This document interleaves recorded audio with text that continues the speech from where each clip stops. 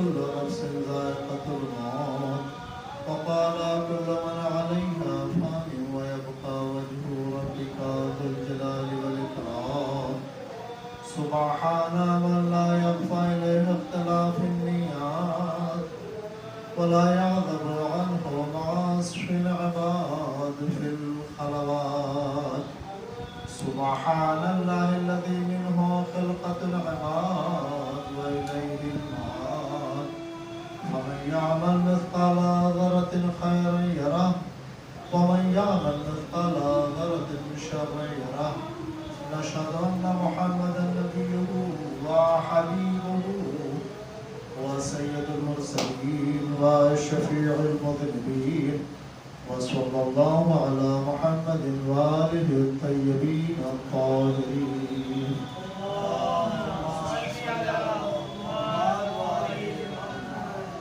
محترم مومنین کرام، ہماری گفتگو جس موضوع پر ہو رہی ہے وہ ہے تزکیہ نفس.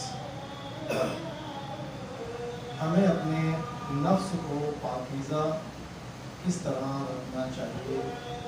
اللہ نے قرآن مجید میں انبیاء کو بھیجا ہی اس لیے ہے کہ وہ آئیں دنیا میں اور تزکیہ نفس کریں، یعنی ہمیں وہ راستہ دکھائیں جو الہی راستہ ہے، جو خدا تک جانے والا ہے، جس سے ہم آسان زبان میں صراط مستقیم ہے. اور صراط مستقیم پر چلنے کے لیے خدا اور الہی نظام پانے کے لیے انبیاء، اولیاء، کتابیں، امام، اللہ نے ان سب کو اس زمین پر بھیجا تاکہ بندے جب پیدا ہوتے ہیں تو انہیں کچھ معلوم نہیں ہوتا، کچھ پتہ نہیں ہوتا سوائے انبیاء کے. تو ان کو کیا پتہ ہونا چاہیے، کون سے راستے پہ چلنا چاہیے، کیا چیز کھانا چاہیے، کیسا گھر بنانا چاہیے، کیسا لباس پہننا چاہیے، کیسا اخلاق ہونا چاہیے، علم حاصل کرنا ہے کہ نہیں کرنا ہے، اس ساری چیزوں کے لیے اللہ نے انبیاء کو بھیجا. ہم یہ سمجھتے ہیں جس طرح آج کے زمانے میں لوگ دوسروں کو دیکھ کے انسپائر ہوتے ہیں اور اسی پر عمل کرتے ہیں. جیسے میں ایک ایگزامپل دوں کہ بہت سارے لوگ اسکول جاتے ہیں، کالج جاتے ہیں، ان کو تعلیم دینے والے ٹیچرز ہوتے ہیں. آپ ہی بتائیے جو ٹیچر آپ کو تعلیم دے رہا ہے، آپ کو اس کے علم کو دیکھنا ہے یا اسے چوم لے، بوسہ دے لے، اس کے ہاتھ چوم لے، علم آ جائے گا؟ وہ قابل احترام ہیں، لیکن اس استاد کے ہاتھ چومنے سے علم نہیں ملے گا، استاد کے گلے لگنے سے علم نہیں ملے گا، استاد کی دعوت کرنے سے علم نہیں ملے گا، اس کا استاد کو سر پہ بٹھا کے گھومنے سے علم نہیں ملے گا. تو پھر کیسے ملے گا؟ وہ جو علم دے رہا ہے تمہیں حاصل کرنا ہوگا. بالکل ہمارا حال اس اسٹوڈنٹ، اس طالب علم جیسا ہے جو اپنے استاد کو سر پہ بٹھاتا ہے، استاد کے ہاتھ چومتا ہے، استاد کی دعوت کرتا ہے، استاد کو گفٹ دیتا ہے، استاد کو لیے گھومتا ہے، استاد کی عزت کرتا ہے اور ہر سال فیل ہو جاتا ہے. استاد قابل احترام ہے. ہمارا حال ویسے، ہم آل محمد کی تعلیمات کو نہیں دیکھ رہے ہیں. آل محمد کے نام پر کھانا کھلا رہے ہیں، آل محمد کے نام پہ لباس بانٹ رہے ہیں، آل محمد کی عزت کرو. عزت کے لائق ہے؟ ان کی ذریعے کو چوم رہے ہیں، یہی پہ اکتفا نہیں ہو سکتا. وہ قابل احترام ہے. اس کے ساتھ ساتھ آپ نے یہ کرنا ہے، ان کی تعلیمات کو حاصل کرنا ہوگا اور حاصل ہونے کے بعد انہیں محفوظ رکھنا ہوگا. لیکن ہم نے سمجھا کہ شاید ہم پھول ہار اگربتی موم بتی چڑھا کے اور صاحب علم ہو گئے. تو قابل احترام ہے، فرشتوں نے ان کا احترام کیا ہے. اللہ نے انہیں قابل، ہر استاد کو قابل احترام بنایا. آل محمد سب سے اوپر ہے. وہ اللہ نے ہمارے لیے رہنما بنا کے بھیجا ہے. وہ ہمارے ٹیچر ہیں، وہ ہمیں رہنمائی کرنے کے لیے آئے ہیں. وہ ہمیں علم دینے کے لیے آئے اور ہم نے انہیں چوم چاٹ کے کنارے بٹھا دیا، بھائی اب ہم آپ کی عزت کر لی، آپ کے نام پہ کھانا کھلا دیا، آپ کے نام پہ لوگوں کو سفر کرا دیا، یہ کرا دیا، وہ کرا، سارے کام کرا دیے، ایک ہی کام جو کرنا چاہیے وہی ہم نے نہیں کیا، باقی سب کام کرنا، ان سے جو لینا ہے وہ نہیں لینا۔ جب وہ نہیں لے رہے ہیں تو یہ نفس بے قابو ہو جاتا ہے۔ بالکل اسی طرح ایک نوسیکھیے کو آپ کار دے دیجئے، اسے کار چلانا نہیں آتا، دے دیجئے، کیا کرے گا؟ خود کو نقصان، کار کو نقصان، جو سامنے آیا، دیوار آئی، دیوار کو نقصان، آدمی آیا، آدمی کو نقصان، جانور آیا، جانور کو نقصان، کہیں نہ کہیں وہ ٹکرائے گا ضرور۔ کیوں؟ اسے چلانا نہیں آتا ہے۔ ہم دنیا کے سامنے جب آل محمد کی تصویر پیش کرنے جاتے ہیں تو ہمیں آتا ہی نہیں ہے، کیونکہ ہمارے پاس وہ علم نہیں ہے، وہ معرفت نہیں ہے۔ جب وہ معرفت نہیں ہے تو ہم کیسے پریزنٹ کر سکتے ہیں کہ آل محمد کی تعلیمات کیسی ہیں؟ تو پھر ہماری جو سمجھ میں آتا ہے ہم اپنی طرف سے گڑ گڑا کے جان چھڑا لیں۔ ایسا نہیں کرنا ہے، اس نفس کو قابو میں رکھنا ہے، اس مقام پہ لے جانا ہے، اس منزل پہ لے جانا ہے جہاں علم ملنا ہے، علم دوست بننا ہے ہمیں۔ جب علم سے دوستی ہوگی تو ہمارا نفس اس چیز کو ایکسپٹ کرے گا، تب سمجھے گا کہ یہ حلال ہے، یہ حرام ہے، تب سمجھے گا کہ یہ سچ ہے، یہ جھوٹ ہے، تب سمجھے گا کہ یہ تہمت ہے، تہمت نہیں لگانا چاہیے۔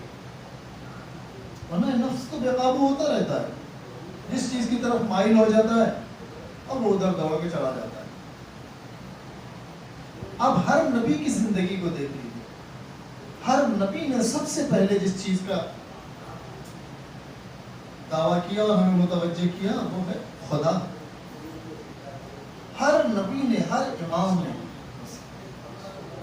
ہر نبی نے پہلے خدا پہچانوایا۔ اپنے خدا بھی کوئی پہچانوانے والی چیز ہے؟ چونکہ ہم نہیں جانتے ہیں خدا کیا ہے، نبی نے پہچانوایا، قرآن مجید نے پہچانوایا، توریت نے پہچانوایا، زبور نے پہچانوایا، انجیل نے پہچانوایا، اور بہت ساری کتابیں آئی ہیں، کتابوں کے ذریعے سے خدا کی معرفت بتائی گئی، خدا کو پہچانوایا گیا کہ یہ تمہارا خدا ہے اور خدا تم سے چاہتا کیا ہے، خدا تم سے کیسے راضی ہوگا۔ اب آپ یہ دیکھیں، بہت سارے ادیان ہیں، بہت سارے دین ہیں، ان دینوں میں طرح طرح سے لوگ اپنے خدا کو راضی کرنے کی کوشش کرتے ہیں، بڑی توجہ رکھیے گا، کئی جتن لگاتے ہیں۔ کوئی اپنے خدا کے سامنے ناچتا ہے میرا خدا راضی ہو جائے، کوئی اپنے خدا کے سامنے اپنے گلے میں یہاں گال پہ چھید کر لیتا ہے، خدا راضی ہو جائے، کوئی لڑک لڑک کے خدا کے پاس جاتا ہے، خدا راضی ہو جائے، کوئی اس کے نام سے خیرات کرتا ہے، خدا راضی ہو جائے۔ دیکھیں نا، الگ الگ جتن لگاتے ہیں خدا کو راضی کرنے۔ یہ جو جتن ہے، کیا یہ خدا ان سے راضی ہوگا؟ کوئی الٹا لٹک رہا ہے، خدا راضی ہو جائے، کوئی جنگلوں میں بھاگا جا رہا ہے، وہاں بیٹھا ہے، خدا راضی ہو جائے، کوئی شادی بیاہ چھوڑ دے رہا ہے، خدا راضی ہو جائے۔ الگ الگ جتن یہ لوگوں کے بنائے تھے، لیٹ لیٹ کے گٹھلیوں کے بل، کوہنوں کے بل، نہ جانے کیسے کیسے خدا کو راضی کریں۔ میں آپ سے ایک سوال کروں، آپ کے بچے ہیں، اپنے بچوں سے آپ کیسے راضی ہوں گے؟ وہ اپنا ہاتھ ایسے کاٹ لے اور آپ کے سامنے کھڑا ہو جائے، آپ راضی ہوں گے؟ ارے یہ کیا کیا تم نے؟ آپ کے بچے ہیں، آپ کا بیٹا ہے، آپ کی بیٹی ہے، اپنی گردن میں چھری رکھ کے کھڑا ہو جائے، آپ اسے راضی ہیں؟ آپ راضی ہوں گے؟ 3 دن کھانا نہیں کھائے آپ کو راضی کرنے کے لیے، بیٹا میں تمہارے لیے کما رہا ہوں، ساری محنت تمہارے لیے کر رہا ہوں اور تم بھوکے گھوم رہے ہو، میں تمہاری بھوک سے ناراض ہوں، کپڑے پہننا چھوڑ دیے، چھوٹا سا کپڑا پہنے گھوم رہے، خدا اب تو اب راضی ہو؟ ارے یہ کیا بدتمیزی ہے، تو بد اخلاق اب بتائیے خود یہ جو تمام طریقے دیکھ رہے ہیں آپ، خدا کو راضی کر، آپ خود اس سے راضی نہیں ہیں. آپ کا بیٹا اگر ایسے کرے آپ راضی نہیں ہوں گے، آپ کی بیٹی ایسے کرے آپ راضی نہیں ہوں گے، آپ کی بیوی ایسا کرے آپ راضی نہیں ہوں گے، تو خدا ایسے کیسے راضی ہو؟ کہ کوئی نس کاٹے لے رہا ہے، کوئی گردن کاٹے لے رہا ہے، کوئی کپڑے اتارے دے رہا ہے، کوئی بھوکا رہ رہا ہے، اس سے راضی نہیں ہوتا. اس نے اپنے ناراضگی کی صرف ایک چیز بتائی، بس وہ کام نہ کرو جو میں نہیں چاہتا.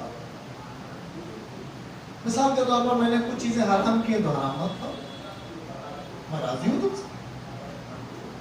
ماہ مبارک رمضان میں نے واجب کیا ہے روزے رکھو، باقی دنوں مت رکھو. تم سے بوڑھے ہو گئے ہو، کمزور ہو گئے ہو، سفر میں جا رہے ہو، مت رکھو، میں نے کر رہا ہوں، میں راضی ہوں. بیمار ہو گئے ہو، روزہ مت رکھو، میں راضی ہوں. ہم کیسے راضی کر رہے ہیں؟ وہ کیا کہہ رہا ہے، کس طرح راضی کر رہا ہے؟ صرف ایک چیز، لا الہ الا اللہ. اس کی رضاعت کے لیے یہ کافی ہے کہ خدا کے علاوہ کوئی دوسرا خدا نہیں ہو سکتا.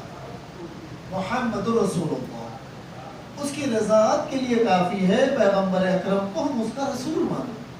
علی ولی اللہ، اس کی رضاعت کے لیے کافی ہے کہ ہم علی کو ولی مانیں، پیغمبر کا ولی وسی مانیں.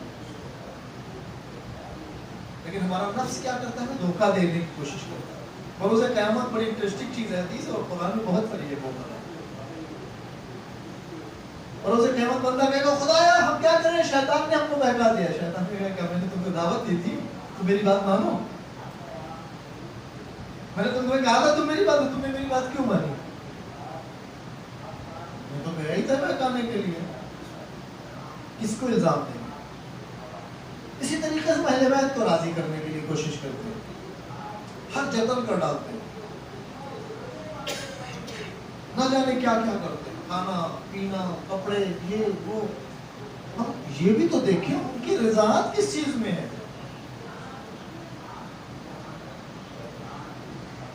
ہمیں گھٹنیوں کے بل چلنا اس میں رضاعت ہے، لوٹ لوٹ کے چلنا اس میں رضاعت ہے. کیسے راضی؟ آپ اپنی اولاد سے ایسے راضی نہیں ہوں گے اگر وہ اس طرح آپ سے روز حرکت کرے. آپ گھر پہنچے اور کمرے میں سے وہ لوٹ لوٹ کے آپ کے پاس آنا شروع ہو جائے. آپ کہیں گے بیٹا کیا کر رہے ہو؟ آپ کو راضی کر رہا ہوں. ہم خود اندازہ لگائیے، بیٹا یہ غلط ہے، میں صرف بس خود کو میں خوش دیکھتا ہوں، میں چاہتا ہوں اچھے سے پڑھائی کرو. راضی ہوں، لوٹنے کی ضرورت نہیں ہے. ہمارے محمد کو راضی کرنے آ رہے ہیں. آپ جیسے گھر میں گھسے، آپ کا بیٹا ایک بڑا تھال گوشت کا لے کے آپ کے پاس آ گیا. بیٹا کیا کر رہے ہو؟ اب آپ کو راضی کر رہا ہوں. میری رضاعت اس گوشت میں نہیں ہے. کس چیز میں؟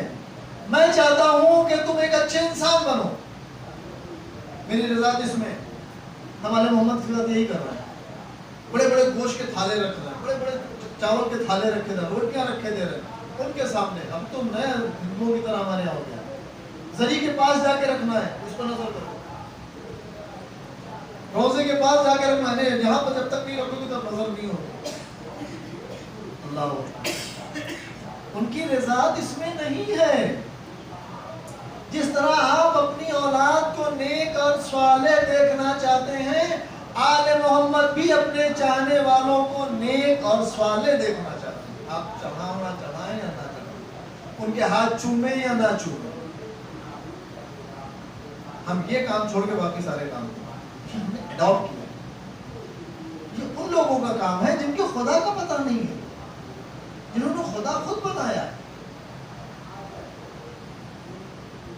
وہ لوٹ رہے ہیں، وہ اپنے گال میں چھید کر رہے ہیں، وہ زنجیریں ڈال رہے ہیں. رضائے الہی کے لیے اگر تمہیں کوئی قید کرتا ہے تو قید ہو جاؤ. رضائے الہی کے لیے اگر تم قتل ہوتے ہو تو قتل ہو جاؤ. ہم وہاں بھاگ جائیں گے، وہاں نہیں ہے بات. امام حسین علیہ السلام کے ساتھ بہت بڑی فوج ہوتی ہے. لہذا ہم اس نفس کو نظام الہی کے تحت تربیت دیں، انبیاء کی تعلیمات کے مطابق تربیت دیں. قرآن مجید کے مطابق تربیت دیں. اب سورہ جمعہ پڑھتے ہیں ہر جمعہ کو، اس کے ترجمے سے واقف ہونا چاہیے. سورہ ہم ہر روز پڑھتے ہیں، اس کے ترجمے سے ہمیں واقف ہونا چاہیے. میں اسی سورہ جمعہ کی ایک آیت پڑھتا ہوں. بسم اللہ الرحمن الرحیم. مثل الذین حملوا التوراة ثم لم يحملوها كمثل الحمار.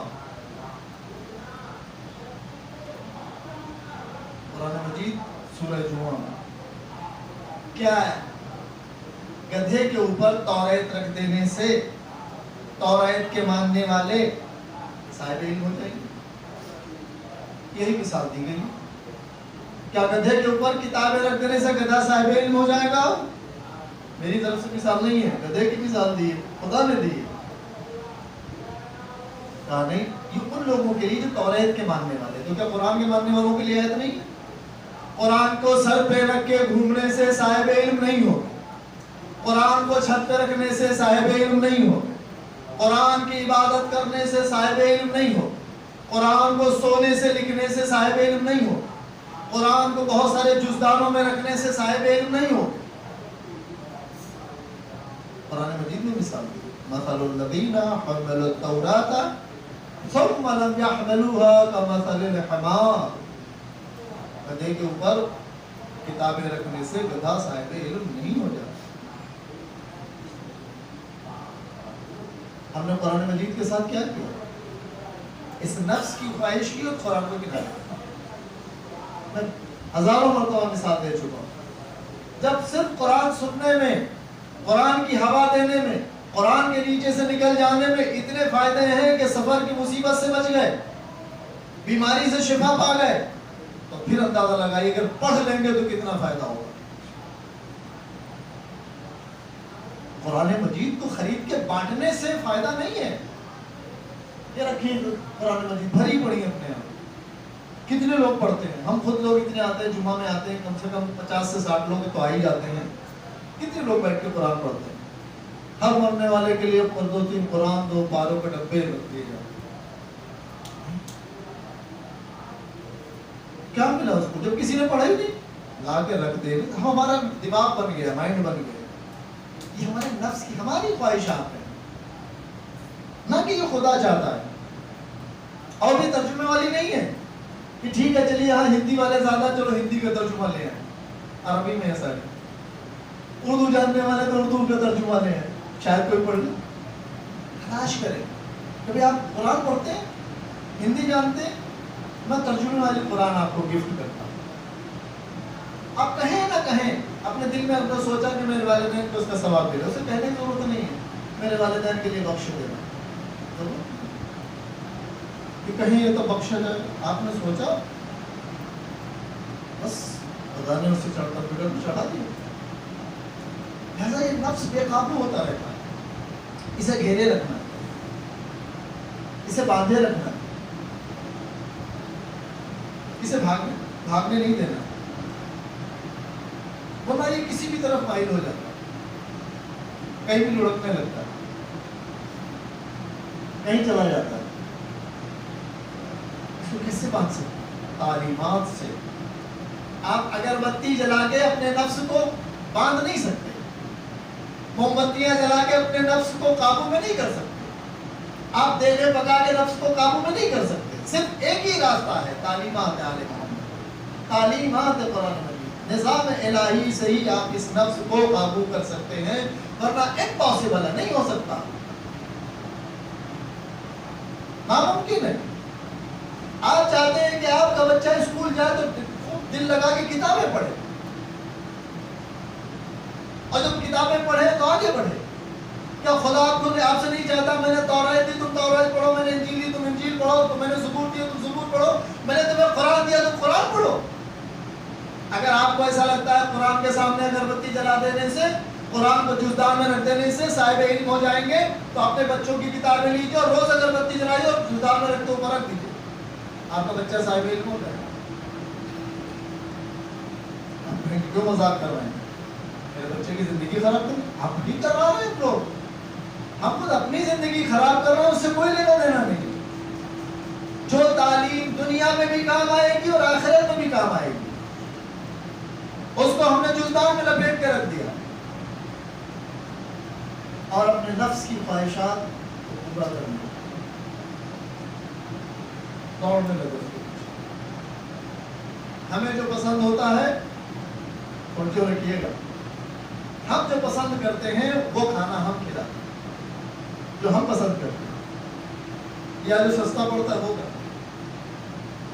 نہیں کوئی راستہ، یا جو ہمیں پسند ہے وہ کھلائیں گے چاہے جتنا مہنگا ہو، یا جو سستا پڑے گا وہ کھلائیں گے چاہے جتنا مہنگا. اب یہ بتائیے دونوں صورت میں کیا خدا راضی ہوگا آپ کے کھانے کے لیے؟ خدا کو کیا پسند ہے؟ آپ ایک ٹکڑا لائے ہو، ٹکڑا، اب وہ حلال ہے، خمس نکلا ہوا ہے، زکات نکلا ہوا ہے، حلال ہے، وہ خدا پسند ہے. بہت ساری دیوے پکی رکھی ہیں، نام سے خوبصورت مطلب ہے، زکات سے مطلب ہے، یہ ہماری خواہش ہے. لہذا اس نفس کو گھیرنے کے لیے، اس نفس کو قابو کرنے کے لیے، اس نفس کو باندھنے کے لیے ایک ہی راستہ ہے، نظام الہی، تعلیمات عالمانہ. منع بندہ کچھ غلطی کر کے آتا ہے کسی اور پہ لگا دیتا ہے، میں نے نہیں کیا اس نے کیا. اکثر آپ بچوں کو دیکھیے، وہ بچہ شرارت کرتا ہے، استاد نے نہیں دیکھا، کس نے کیا؟ نہیں اس نے کیا، اس نے. تہمت، الزام، نفس. یہ ایسا بچہ کیوں کر رہا ہے معلوم ہے؟ ہم نے سکھایا. یہ تو بلینک پیپر تھا، خالی، اس میں سی ڈی لگی ہے، خالی سی ڈی تھی، اس میں جو آپ بھرتے گئے وہ ہوتا. امی کو دیکھا، دادی کو دیکھا، محلے والے کو دیکھا، دوستوں کو دیکھا، پڑوسی کو دیکھا، باہر دیکھا، وہ سب ٹیپ ہو گیا، ریکارڈنگ ہو گئی. الزام لگانا کوئی عیب نہیں، جبکہ یہ اتنا بڑا ہے بھائی تو خدا سے کبھی معاف نہیں. یہ نفس کی خواہشات. اللہ نے انبیاء کو بھیجا اسی لیے. یہ آیت سب کو یاد رکھنا چاہیے. هو الذي بعث في الأميين رسولا منهم يتلو عليهم آياته ويزكيهم ويعلمهم الكتاب والحكمة. اللہ نے ہمارے نبی کو مبعوث کیا ہے کہ وہ نفس کو پاکیزہ کرو، تعلیم دے، قرآن اور حکمت کی. یہ دو تین چیزیں ہمارے پاس نہیں ہیں، نہیں چاہیے ہم کو، باقی سب کچھ چاہیے. لوگ آتے ہیں نہ جانے کہاں کہاں سے نئی نئی چیزیں لے آتے ہیں، کس کس چیز کی فضیلت بتاتے ہیں. نبی کیا چاہتا ہے، امام کیا چاہتے ہیں، خدا کیا چاہتا ہے، قرآن کی تعلیمات کیا چیز ہیں، اس پر کوئی متوجہ نہیں کرا. اور ہمارے یہاں تو نئی نئی چیزیں ایجاد ہونے لگی ہیں. دھاگے کی فضیلت، کڑے کی فضیلت، زنجیر کی فضیلت، نہ جانے وہ گلے میں جو پہنا جاتی ہے، ماری جاتی ہے، اس کی فضیلت اسے مت لائیں. گلے میں کیا کیا پہنائے دے رہے ہیں، بندے پہن رہے ہیں، بالی پہن رہے ہیں، بال بڑے بڑے کر رہے ہیں، ساری چیزیں، ہر چیز اس پر متوجہ ہیں. اگر نہیں ہیں تو نظام الہی کی طرح ہو. نہ جانے کتنے لوگ ہیں انہوں نے کون سی انگوٹھی پہنے تو زیادہ فائدہ ہوگا. انگوٹھیاں فائدہ نہیں دیتی ہیں. کون سا نگ پہنے تو مفید رہے گا، روزی زیادہ آئے گی، پیسہ زیادہ آئے گا. یہ کوئی نہیں پوچھتا. خدا کی رضاعت کے لیے ہمیں کچھ بتائیے. آپ یقین کریے میں اس میں بالکل ذرہ برابر غلط بیانی سے کام نہیں لے رہا. بہت ریئر کیس ہوا ایسا ہے کہ لوگوں نے نماز شب کے بارے میں نہیں پوچھتے. نماز شب کیا چیز ہے، سوال ہی نہیں کرتے. ان کی اماں کا نام کیا تھا، ان کے دادا کا نام کیا تھا، قبر در قرب کب ہے، فلاں کب ہے، یہ ساری چیزیں پوچھتے لوگ. لیکن تعلیمات کے بارے میں سوال نہیں، عبادت کے بارے میں سوال نہیں. کوئی نہیں پوچھتا کہ گناہوں سے بچنے کا کوئی طریقہ بتائیے. نماز میں کیسے اور دل لگے ایسا بتائیے. جبکہ نماز شب کے لیے، نماز تہجد کے لیے کتنی فضیلتیں. ہم قرآن سمجھنا چاہتے ہیں، ہمیں کچھ آسان سا راستہ بتا دیجیے، ہم قرآن سمجھنے لگے. وہ سوالات جو اس کے نفس میں بالکل اثر انداز نہیں ہوں گے وہ پوچھے جاتے ہیں. جو سوالات اور ان کے جوابات اس کے نفس کو گھیر کے کھڑا کریں گے اس کے بارے میں کوئی سوال نہیں. کوئی سوال کرنے نہیں آتا ہے کہ میرے گھر میں میرے بھتیجے بھانجے سب کچھ آتے ہیں، بتائیے حجاب کیسے کیا جائے، اپنے بچوں کو کس طرح بچیوں کو آمادہ رکھیں کہ بھئی یہ تمہارا خالازاد چچا زاد پھوپھی زاد بھائی ہے اور یہ تمہارا دیور ہے، سب تمہارے نام محرم ہے، کیسے ہم سمجھائیں، کس طرح ماحول کو بنائیں؟ سوال پھنس جائیں گے نا، ہم خود پھنسنا نہیں چاہتے۔ مولانا صاحب کو بہت سارے مقامات پہ جاتے ہیں، لوگ امتحان لیتے ہیں، مولانا یہ بتائیے فلاں نبی ان کے ابا کا کیا نام تھا، کیا ملے گا؟ ایک انفارمیشن ملے گی نا بس۔ وہ انفارمیشن سے بہتر یہ ہے کہ ہم نماز شب کے بارے میں سوال کریں۔ توریت میں نبی کا نام دیا، ارے قرآن میں جو نبی کا نام دیا وہ تو پہلے پڑھ لیں۔ ہمارے نبی کو توریت میں کس نام سے پکارا گیا، امام علی علیہ السلام کو توریت میں کس نام؟ یہ سوالات کرتے ہیں اور بہت سارے سوال کے جواب چھپتے بھی اسی طرح سے۔ کیوں ہم سوال نہیں کرتے؟ کہ ہم نظام الہی پر پابند ہو جائیں، کیوں سوال نہیں کرتے؟ ہماری عبادتیں کیسی ہوتا ہے، ان چیزوں سے راضی ہوتا ہے، ان سب چیزوں سے راضی نہیں ہوتا ہے۔ وہ تو دوسری جگہوں سے، دوسرے وہ لوگ ہیں جن کے پاس خدا نہیں ہے، زندہ خدا نہیں ہے، مردہ ہے سب، جو کچھ خود نے بنائے۔ ہمارے خدا زندہ کو ان چیزوں سے کوئی لینا نہیں، وہ نہ ہمارا گوشت کھاتا ہے بھیجا ہوا، نہ ہماری روٹیوں کا محتاج ہے، نہ وہ کھاتا ہے، نہ اس کی کوئی اولاد ہے، نہ اس کی کوئی وارث ہے، وہ خدا ہے، بس خدا۔ لہذا ہم اپنے نفس کو اگر گھیرنا چاہتے ہیں تو تعلیمات آل محمد، تعلیمات قرآن مجید، نظام الہی کے تحت اسے گھیر کے لائیں تاکہ یہ بے قابو نہ ہو۔ بسم اللہ الرحمن الرحیم، قل هو اللہ احد اللہ الصمد لم یلد ولم یولد ولم یکن له کفوا احد۔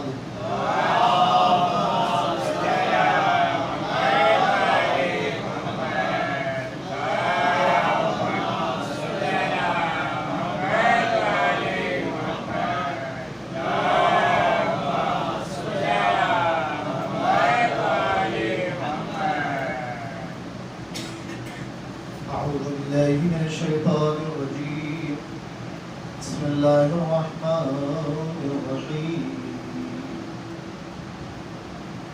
الحمد لله الذي لا إله إلا الله العليم الكريم، غافر الذنب وقابل التوبة وهو الغفور الرحيم، نشهد أن محمدا نبيه وحبيبه وسيد المرسلين وشفيع المذنبين، صلى الله على محمد وآله الطيبين الطاهرين،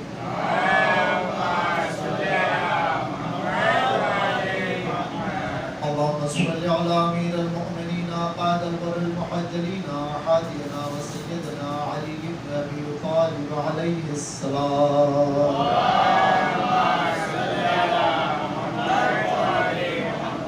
اللهم صل على فاطمة الزهراء سيدة نساء العالمين سلام الله عليها،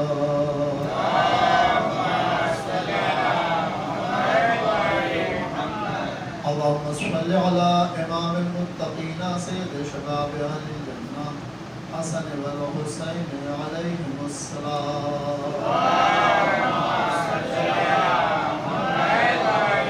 اللهم صل على إمام المتقين علي بن الحسين زين العابدين عليه السلام،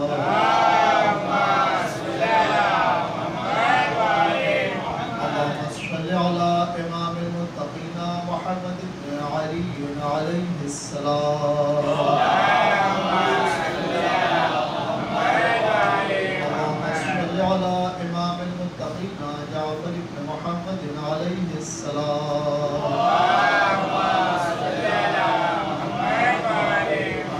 اللهم صل على إمام المتقين موسى بن جعفر عليه السلام،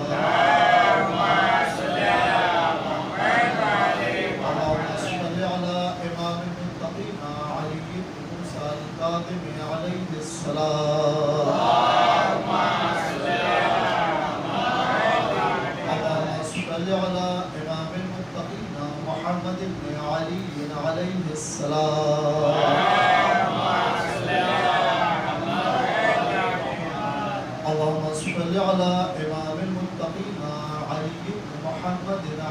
الصلاة اللهم صل على إمام المتقين حسن بن علي عليه السلام اللهم صل على إمام المتقين بقية الله العظم حجة بن الحسن العسكري عليه السلام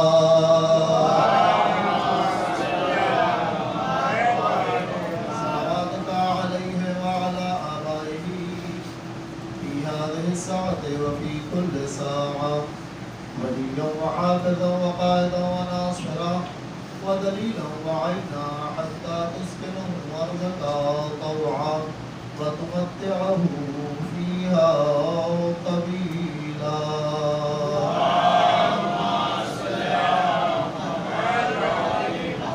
محترم مومنین کرام، موجودہ حالات اور موجودہ سیاست آپ دیکھ رہے ہیں کہ کیسے بدلتی ہے، چاہے وہ ملکی پیمانے پر ہو یا عالمی پیمانے پر ہو، اور ہمیں بیدار رہنا چاہیے اور متوجہ بھی رہنا چاہیے. ہمیں سمجھتے ہیں کہ کہیں کچھ ہو رہا ہے، ہم سے کیا لینا دینا. آپ یہ سمجھ لیجیے کہ اس کے اثرات بہت دور تک آتے ہیں، تاکہ ہم الرٹ رہیں. اگر ہمیں انفارمیشن ہوگی، ہمیں جانکاری ہوگی، ہمیں اطلاع ہوگی تو ہم الرٹ رہیں گے. ابھی آپ نے اتراکھنڈ میں دیکھا ہے کہ مسلمانوں کے ساتھ کیا سلوک ہوا. اور آپ چھوڑ دیجیے، یہ تو کونے کی بات ہے. جنہوں نے ہندوستان کے لیے میڈل جیتے ہیں، ہندوستان کا نام روشن کیا اولمپک میں، ان کی نہیں سنی جا رہی. اور پہلوانوں کو آپ نے کتنے دنوں سے بیچارے دھرنا دے رہے ہیں، لڑکیاں، کوئی سن رہا ہے؟ کوئی سنوائی نہیں. کیونکہ حکومت کو پتا ہے کہ ہم مذہبی پیمانے پر جب فساد پھیلائیں گے تو لوگ ڈر اور خوف کی وجہ سے ہمارے پاس آگے کھڑے ہیں.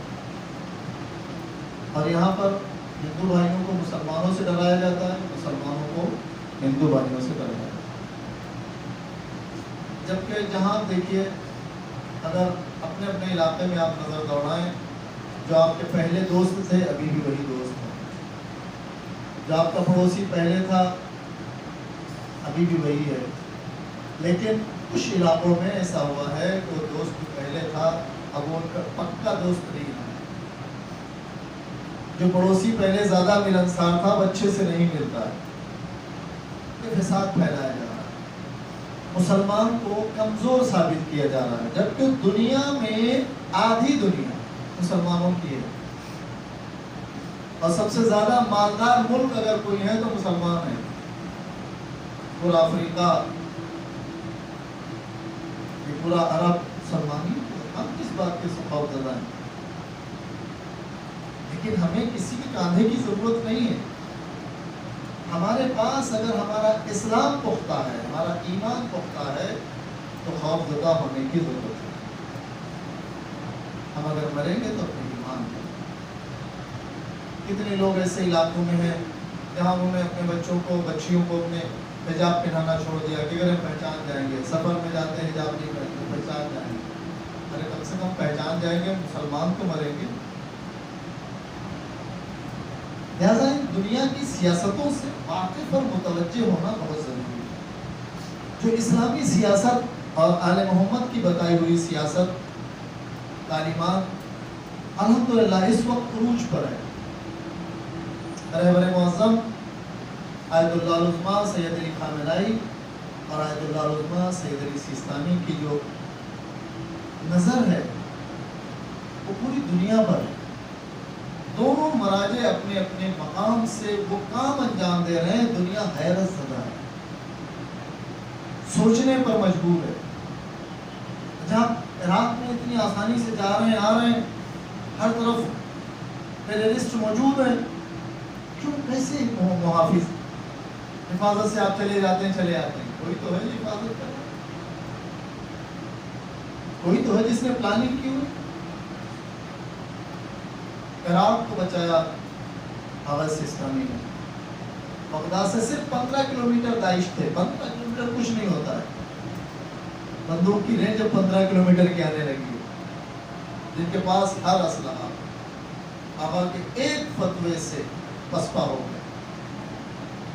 عالمی پیمانے پر شیعت کو پیچھے کرنے کی کوشش کی گئی، حتیٰ کہ آپ نے خود سنا محمد بن سلمان نے کہا کہ امام زمانہ اگر آ جائیں تو ہم لڑنے کے لیے تیار ہیں.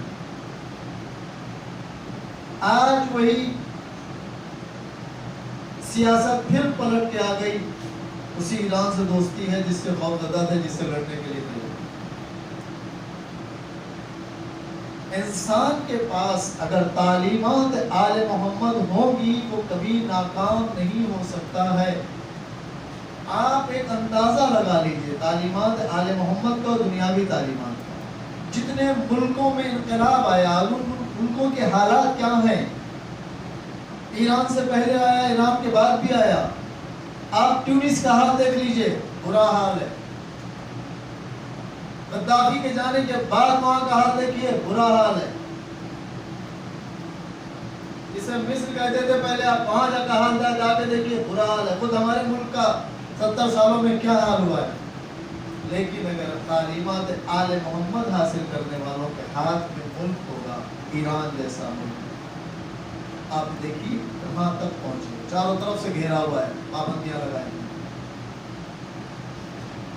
تعلیمات آل محمد نے اس نے صبر سکھایا اور علم سکھایا. آج ٹیکنالوجی میں بہت آگے نکل گئے. لہذا دنیا یہ چاہتی ہے کہ آپ علم سے دور رہیں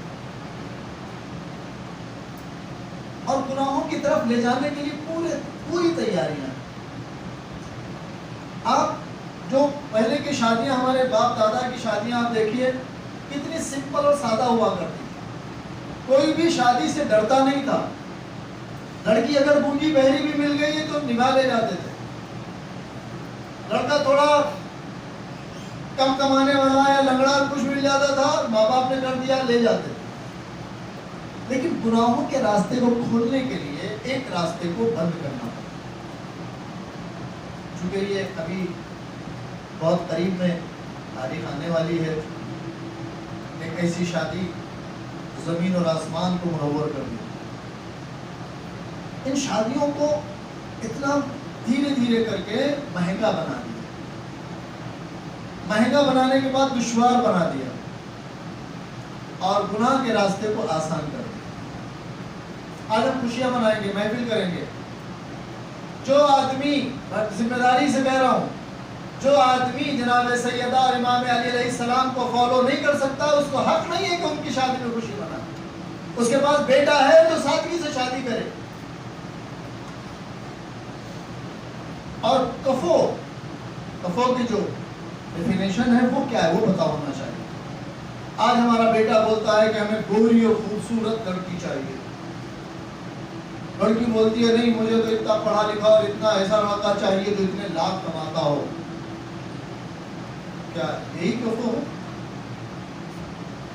کیوں خود کو ہم دھوکہ دے رہے ہیں؟ وہاں کفو ایسا ہے کہ جو اپنی زرہ بیچ کے مہر ادا کر رہا ہے، اور یہاں کفو ایسا ہے کہ جو لڑکی والے کو قرضدار کر رہا ہے. اسے کیا حق ہے جا کے محفل میں شرکت کرے اور محفل میں خوشیاں منائے؟ تو جوان کو حق ہے.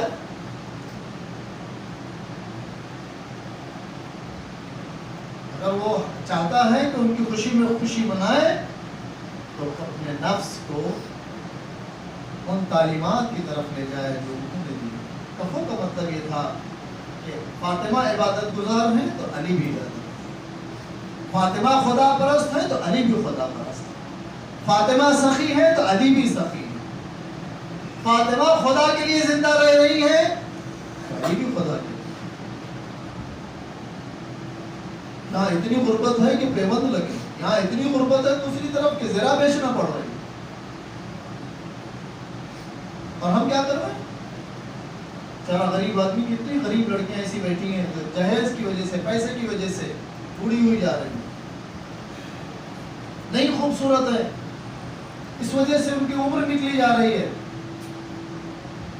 ہم ہیں اور پھر شعر پڑھیں گے جناب سیدہ کی شان میں، امام علی کی شان میں، کیسا کفو ملا، نہ زمین پہ تھا نہ آسمان پہ تھا. نہیں تھا. اپنے بیٹے کو ویسا بناؤ نا. تو اپنی بیٹی کو ایسا بناؤ نا. ایک بچی مدرسوں آیا کرتی تھی ہمارے مدرسے میں ہم لوگ کے پاس.